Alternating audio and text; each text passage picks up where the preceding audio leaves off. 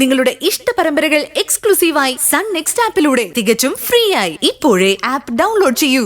എന്നിട്ട് അതിന്റെ നന്ദി പോലും ഇല്ലാതെ അവൻ സംസാരിച്ചത് കേട്ടില്ലേ? സഞ്ജയുമായിട്ടുള്ള കല്യാണം മുടങ്ങിപ്പോയ സ്ഥിതിക്ക് അവനോട് ഞാൻ കാശ് തിരിച്ചു ചോദിക്കുമെന്നാ അവന്റെ പേടി. അല്ലാതെ മഞ്ജുവിനോട് അവന് സ്നേഹമൊന്നുമില്ല.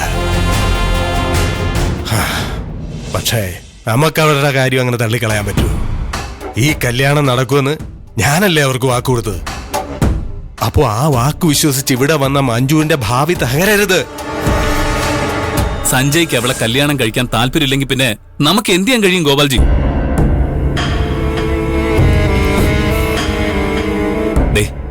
ഇവിടെ ഇപ്പൊ ആരുമില്ല. ഗോപാൽജി പുറകിലെ വഴി കൂടെ കാറി കയറി പൊയ്ക്കോ. ഇവിടെ ഉള്ളവരെ ഞാൻ കൈകാര്യം ചെയ്തോളാം.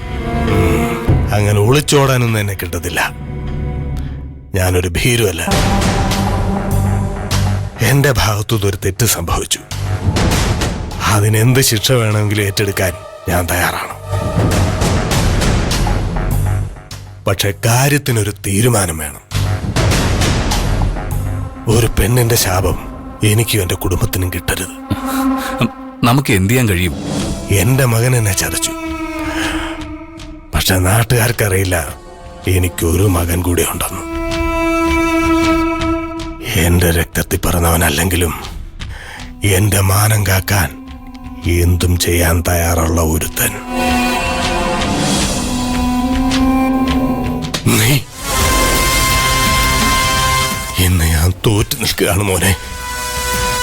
ഇന്ന് ഈ കല്യാണം നടന്നില്ലെങ്കിൽ ജീവിതകാലം മുഴുവൻ ഞാൻ നാട്ടുകാരുടെ മുമ്പിൽ തല താഴ്ത്തി നിൽക്കേണ്ടി വരും. പക്ഷേ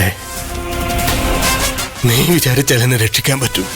ഒരു മകന്റെ സ്ഥാനത്ത് കണ്ട് നിന്നോട് മാത്രമേ എനിക്ക് സഹായം ചോദിക്കാനുള്ളൂ.